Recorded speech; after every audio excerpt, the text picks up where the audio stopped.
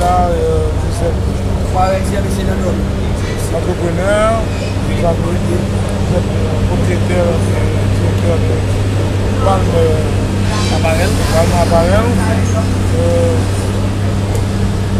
Je vois que vous avez suivi le compagnon. Que s'est-il passé? Bon, comme vous le voyez, nous avons été victimes comme tous les autres qui ont été victimes lors du séisme le mardi 12 janvier. Palme Apparel est une usine de sous-traitance qui travaille strictement pour la Gildan, compagnie canadienne, qui produit ce qu'on appelle le activewear, les t-shirts, les sous-vêtements, sweatshirts, sweatpants. Et nous travaillons depuis 2002 pour la Gildan. C'est une usine qui a commencé avec quelques employés. Jusqu'au 12 janvier, nous avions à peu près 1450 employés.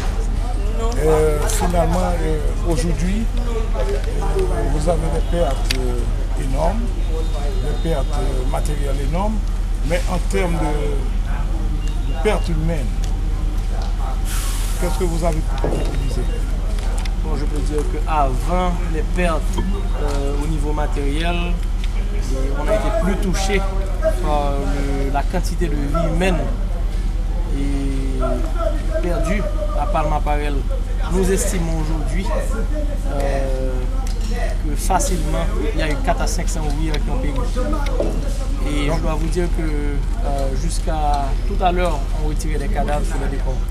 Mais est-ce que quand même vous avez pu, vous dites 4 à 700, vous n'avez pas une comptabilité exacte?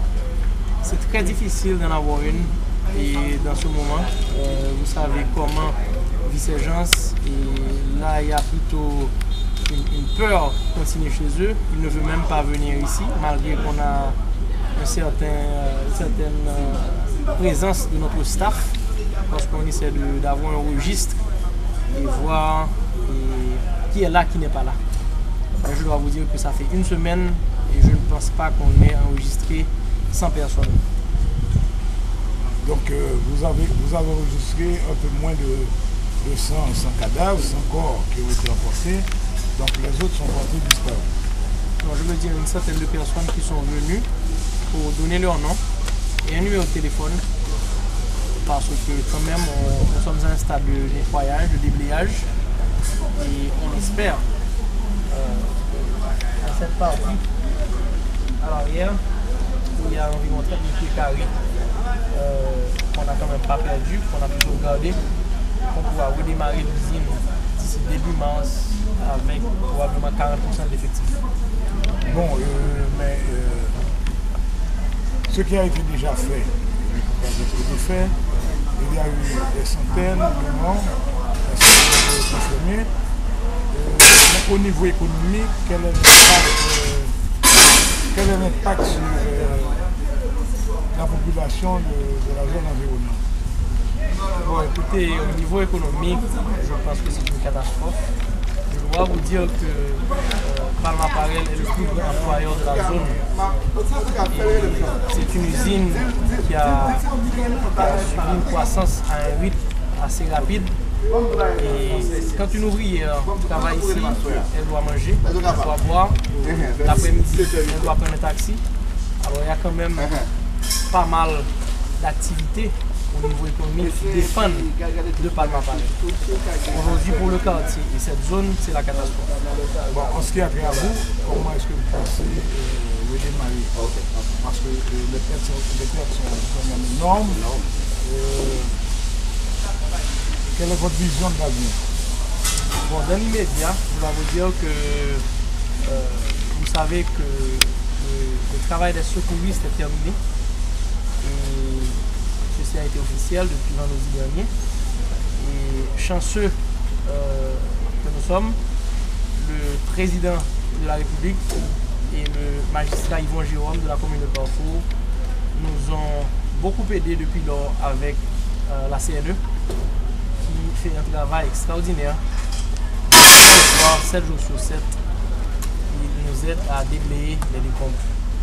Et ceci, je pense, nous permettra terminer avec cette phase de déblayage d'ici 2 à 3 semaines.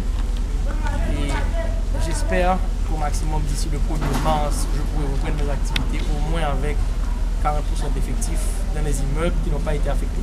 Bon, mais, au niveau de la participation de la population, je vois qu'il y a un mouvement de solidarité extraordinaire. Je vois que encore jusqu'à maintenant, il y a des volontaires qui sont là, on voit plusieurs. Parce que même les secours sont arrivés 3 jours après, comment ça s'est passé de votre côté? Je dois vous dire que à ce point de vue, nous avons un quartier qui est très solidaire.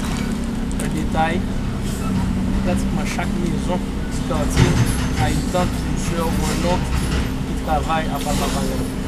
Alors c'est pour vous dire qu'ils sont en train de défendre leurs intérêts. Et ils ont intérêt à ce que Palma Parel survive et recommence au plus vite possible. Parce que nous souffrons et ils souffrent. Là, il est malheureux quand même soit arrivé, mais on ne peut rien y changer, mais il faut aller de l'avant. Je vous souhaite bonne chance. Merci. Anciennement, Merci, bon courage. Merci. Patrice Lorbourg de Novelis.